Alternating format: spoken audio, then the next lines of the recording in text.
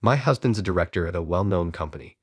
It's something you, a high school graduate, could never achieve in your lifetime. During a reception at a fancy restaurant, I unexpectedly ran into a classmate who insulted me for being out of place in such an establishment. She suddenly started boasting about her husband, being ignorant of who I really am. She repeatedly mocked me, calling me a loser or a failure. "Well then, I guess he's getting fired tomorrow," I said. "What?" she responded. As I was running out of patience, I turned to her and said this. I ignored her and left the place while she stood in bewilderment. Consequently, she fell from grace, ending up in a tragic state. My name is Michael Anderson, 46 years old. I run an apparel company. I took over the company at 35, succeeding the previous president, and became the CEO. Introduced by an acquaintance, I started working at my current job right after graduating high school, and my hard work was recognized by the president. Even now, I work hard every day with my employees for the company's growth. At 25, the president introduced me to a woman whom he considered a perfect match for me. I married this woman, Emily, who was an employee at the same company and 3 years younger than me. We were blessed with a child soon after marriage, and now I'm the father of a daughter who's a university student. Emily resigned from her job when she found out she was pregnant and became a full-time homemaker, focusing on housework and childcare. When I became the CEO, she returned to work as my secretary. Now, with Emily's help, I'm working hard as the CEO. I was living a busy yet fulfilling life, but a certain event would soon lead me to face a major dilemma. I was raised by my single mom. My mom managed to send me to high school, but pursuing college was out of reach due to financial issues, so I decided to work instead. In my sophomore year of high school, my mom fell and was hospitalized. Early in the morning, I worked on newspaper delivery. Additionally, I worked at a restaurant and a bar to earn a living. However, I couldn't afford to go on the school trip no matter how hard I worked. Hearing this, my classmate Sarah Johnson started mocking me. "I heard you can't even manage to afford the school trip. Isn't that just typical of a poor single-parent family like yours? Your mom's a total failure, unable to even shell out a few $100." Her words led her friends to join in, making me the butt of their jokes. I was furious about them mocking my mom but realized arguing was pointless. I just endured in silence. Sarah was beautiful and seemed to be the daughter of a company's president, a central figure in our class. Most of the class followed her lead, so I was ridiculed by almost everyone. But even so, there was one person I could call a true friend, Sam Jackson. Sam, who talked to me when I was alone in class and even showed concern for my mom's health, was a great guy. We became friends in our sophomore year and still go out for drinks as adults. Incidentally, I got my current job at the company thanks to an introduction from Sam. If you're a friend of Sam's, you're more than welcome. Thanks to Sam, I owe a lot to where I am today. I truly can't thank him enough. One day, as I was thinking about inviting Sam for a drink, Emily, holding her smartphone, came from the adjacent secretarial office into my CEO office. "Sorry? Can I leave early today?" Thinking she might be feeling unwell, I asked, "What was wrong?" "It's not me. It's Lena. She's having trouble again. She says she's too scared to move," Emily said, looking worried. I immediately told her to go and saw her off. Even after Emily left, I couldn't settle down. The truth is, I've been troubled by something for about a week now. It's about my daughter Lena's stalker. About a month ago, while the three of us were having dinner without Lena, she came home from her part-time job, her hair disheveled and face tear-streaked. When I asked what happened, she said in a small voice, "A customer tried to force me into his car." Naturally, Lena had turned him down, but he persisted. Eventually, he waited for her until she finished her duty at the restaurant, attempting to coax her into his car. Moreover, he was a man in his 50s, older than me. Naturally, Lena had turned him down, but he persisted. Eventually, he waited for her until she finished her duty at the restaurant, attempting to coax her into his car. Hearing this, both my wife and I were horrified. We immediately made her quit her job and started picking her up from university. However, that didn't put an end to it. The stalking continued, and he started showing up at her university and places where she went with friends. Feeling that I couldn't let this man go unpunished, I discussed the situation with Lena and reported it to the police. However, they informed us that they couldn't take any action since no actual harm had been done. "All right then, I'll handle it myself." However, the man seemed to be very cautious and never showed up when I was watching. In short, It ended up being a waste of time. I could pick up Lena whenever she asked, but beyond that, there was nothing else I could do for her. As a parent, I felt utterly helpless. One day, while pondering what to do, the stalker approached Lena again. Lena managed to escape quickly, but out of fear, she shut herself in her room. "I'm just so scared," she said. Hearing her anguished voice, both Emily and I felt frustrated at our inability to do anything. Realizing that this couldn't continue, I asked Sam a favor for Lena's sake. After work, I immediately called Sam to a cafe near the office. "What? What's the rush? You know I'm pretty busy too, though maybe not as much as you," Sam said. "I know that, but you're the only one I can ask." I explained to Sam that Lena was frightened by the stalker and the police were of no help. "You're my last hope, Sam. Can you please find out who this stalker it is?" I pleaded with Sam. After graduating from college, Sam had set up his PI agency. Hoping that a professional could uncover the stalker's identity, I turned to Sam. Initially joking, Sam's expression changed when he heard about Lena's situation. "If it's for Lena, I've got to do it. Leave it to me. I'll find out everything as quickly as possible." Relieved by Sam's reassuring words, I explained to him about Lena's university and the nearest station. Just then, a familiar voice said, "Isn't that Sam and the poor guy?" Turning around, there stood my classmate, Sarah Johnson. Though she had aged, her beauty was unmistakable, so I recognized her instantly but pretended not to. "Miss Johnson." "Hey, don't call me by my maiden name. I'm now Sarah Pendragon. It's an uncommon family name, isn't it?" "Pendragon? That's quite uncommon. I think I only know one person with it," I responded casually. Sarah looked back and forth between me and Sam and sneered, "You two still make such a bland duo.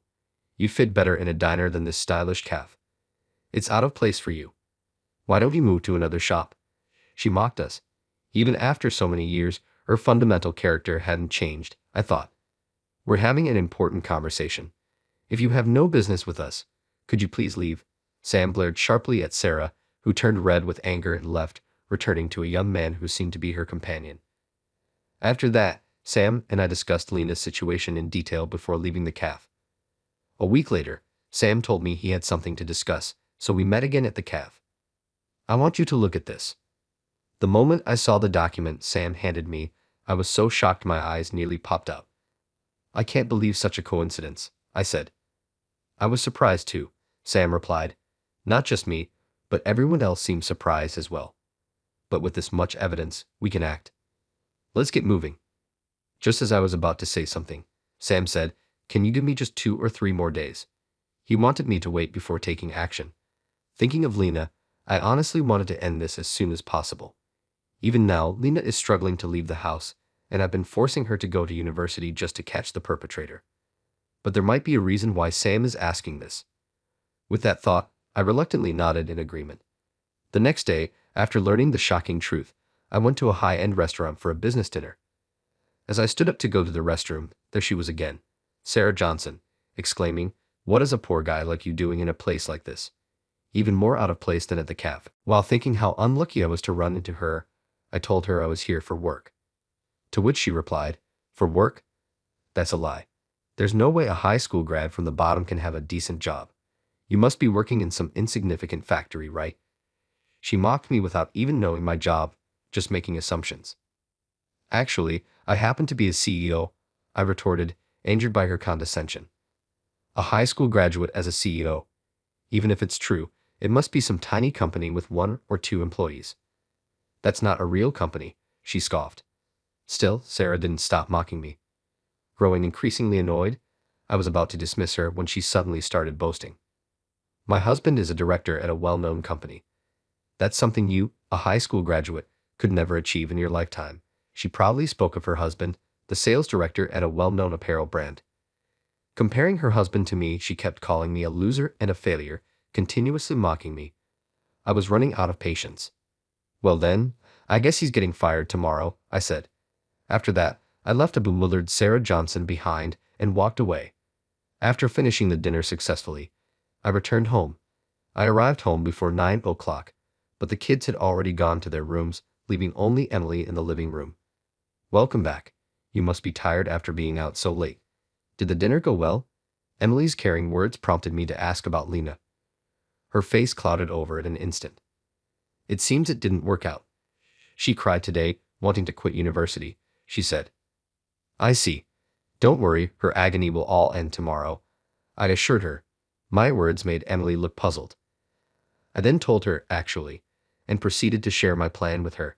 I hadn't told Emily about consulting Sam about Lena, so she was surprised. I was wondering why you, usually so kind, were forcing Lena to go to school. But now I understand. I wish you had told me. I could have helped, she said, relieved to hear my plan. Emily agreed. I hadn't disclosed it to her until now as I wanted to keep things confidential. Actually, I have a favor to ask you, Emily. As soon as I made the request, Emily agreed without hesitation. Leave it to me. I have a wide network. I'll arrange everything today, she said. After saying that, she left for the bedroom with her smartphone. As for me, I prepared for tomorrow, took a bath, and rested.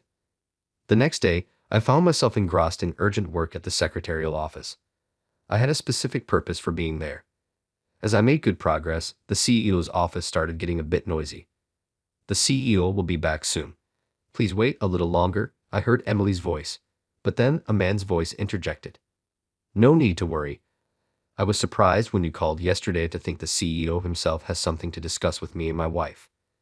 The day before, I had asked Emily to invite the sales director and his wife. I asked Emily, my secretary, to contact them. Considering Emily's wide network of contacts, she quickly succeeded in inviting them here today. When Emily left the room to prepare, the sales director and his wife were left alone in the CEO's office. Listening in, I heard the wife excitedly speculating. It might be about a promotion. Called in as a couple, maybe it's for a vice president position. If he becomes a VP, the retirement package would be something to look forward to, she said. The sales director seemed pleased as well, both unaware of what was about to happen. Chatting animatedly, I nearly laughed at their carefree conversation but composed myself and opened the door to the CEO's office. Mr. CEO, how are you? The sales director greeted. Hello there, Sarah, I said. She had stood up following her husband and froze the moment she saw my face. She must have never imagined a classmate she ridiculed for being a high school graduate would turn out to be her husband's boss. As Sarah's mouth opened and closed wordlessly, I said, nice to see you again since yesterday. The unsuspecting sales director then asked her if she knew me. Nope. Well, stammering, Sarah struggled to answer. We're high school classmates, I interjected, and the sales director's face brightened. But I must say, my memories with her are nothing but unpleasant. My sarcastic remark instantly turned the atmosphere in the room. I see, the sales director said, and it felt like hell until Emily returned with the tea. After being mocked by his wife the other day, I declared that I would fire her husband, so I called them in today. Reacting quickly to my words, the sales director began to scold Sarah. Did you really say that? And to mock the CEO? What were you thinking? But I didn't expect a high school graduate to be a CEO, Sarah tried to justify.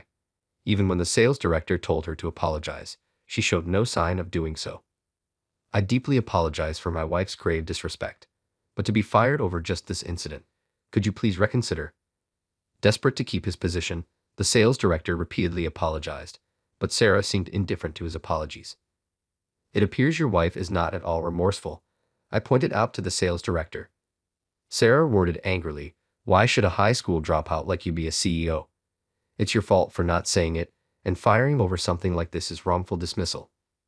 The sales director hardly tried to silence her, but it was too late. I decided to explain to Sarah how I became the CEO.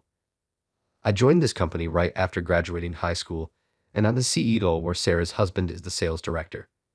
Moreover, my best friend Sam is the nephew of the former president, and their fathers are brothers. Initially, I was hired because I was the friend of the president's nephew. Later, at the age of 30, I took over the company from the former president and became the CEO. There were doubts about whether I could lead 9,000 employees, but the sense of responsibility was greater. After 5 years of training, I took the CEO position. That's how I became the CEO. Sarah responded, I had no idea about such a background, but to be fired for something like this. Although Sarah's face turned pale, she still didn't utter a word of apology. It's not just for this reason that you're being fired. I'll explain the proper reasons now. After saying that, I called out to Emily to bring in a certain person from the secretarial office. As Emily signaled, Sam burst into the CEO's office with great energy. Sarah was even more surprised at Sam's entrance, and the sales director, Mr. Pendragon, looked confused. Mr. Pendragon, you're fully aware of what's going on? I asked, but he just shook his head. When I glanced at Sam, he placed several documents and a photo on the table. The moment Mr. Pendragon saw the photo, his face turned deathly pale. Only Sarah, sitting beside him, seemed unable to figure out the conversation. Actually, this girl is my daughter. She's been a victim of stalking for a while, and I hired my Pete-eyed friend to investigate. You're the stalker, aren't you? I sharply eyed Mr. Pendragon, who started trembling and nodded slightly. You? That's a lie, right? Maybe she misled you or something. Sarah, in disbelief, accused Lena as if she were at fault. Due to my extreme anger, I was about to lose control and utter inappropriate words. Instead, I let Sam explain the investigation results.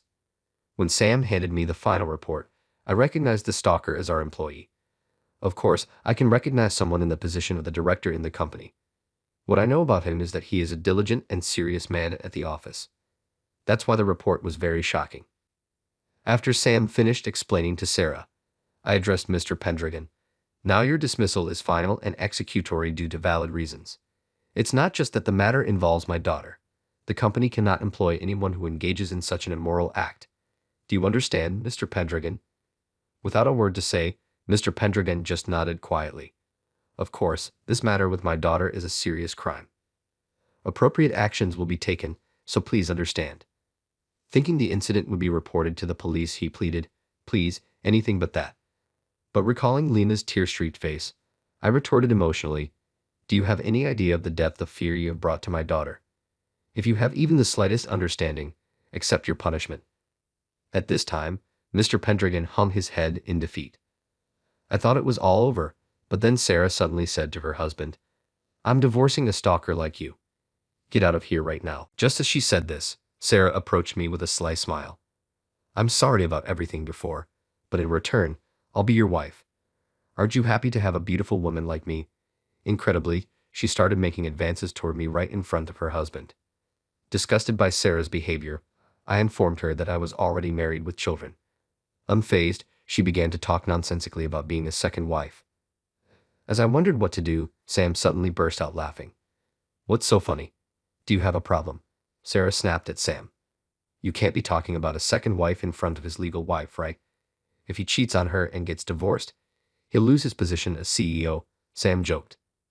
At this, Sarah exclaimed in surprise, What? Indeed, my wife Emily is the daughter of the former president. When I was 25, he suddenly suggested, Michael, if you don't have anyone in mind, would you like to meet my daughter? I'd initially declined because I had no confidence in myself, though he insisted. However, we hit it off instantly, leading to a quick courtship and marriage. Thus, Emily is the president's daughter, making her and Sam cousins. Realizing this, Sarah turned pale, muttering, This can't be happening. What should I do? I guess you were hoping to get close to me to pay off the debts you made, right? Too bad. As I sarcastically addressed Sarah, she showed a look of shock. While investigating Lena's stalker, we discovered Sarah was the wife and got a hunch something was off with her too. Sam suggested, This smells fishy. Give me some time to look into the wife as well. The investigation revealed that Sarah had accumulated debts in the hundreds of thousands of dollars from frequenting high-end bars. Currently, the debts have been paid with her husband's money. She likely turned her attention to me for financial rescue after she divorced. Hey, debts from a high-end bar. What's that about? It's not about that now. The wife and husband started arguing in front of us. Please discuss this at home. Regarding my daughter's case, we'll consult with the professionals and contact you later. Eager to get them out of my office, I opened the door and asked them to leave. However, they just mumbled incoherently, showing no intention of leaving. If you won't leave, I'll call the police. With my firm statement, they scattered out of the room like startled spiders. Afterward, my lawyer amicably settled Lena's stalking case with the payment of moral damages. However, I made it clear that if any further stalking occurred, we go straight to the police, no questions asked. Regarding the Pendragon couple, I heard they ended up divorcing. As for Mr. Pendragon, having been fired, he struggled to find decent employment and now juggles several part-time jobs to pay off the living expenses and the settlement debt. Meanwhile, Sarah believed she could rely on her parents after the divorce, but once they learned of the incident, they disowned her. Continuing her high-end bar visits, her debts only grew.